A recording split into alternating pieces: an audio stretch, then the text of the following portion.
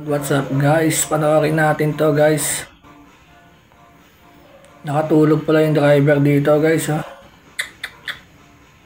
Dami niyang inararo na sasakyan guys.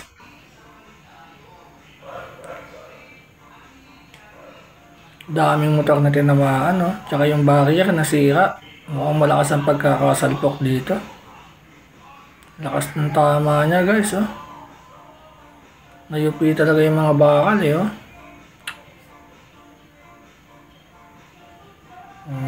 Wala naman may gustong kasalanan yan. Siguro sa sobra pagod ng driver niya na ano yan, nakatulog talaga. Kawawa naman to guys. Oh. Laki ng danyos na babayaran ng ano dyan, ng driver dyan, ng sasakyan. Kawawa naman. Lugi sa delivery yan guys.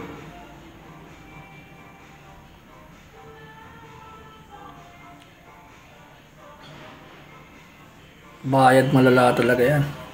Buti ka mo, walang tinamaan na tao. Kung may tinamaan yan, mas mahirap yan. Yun, so guys.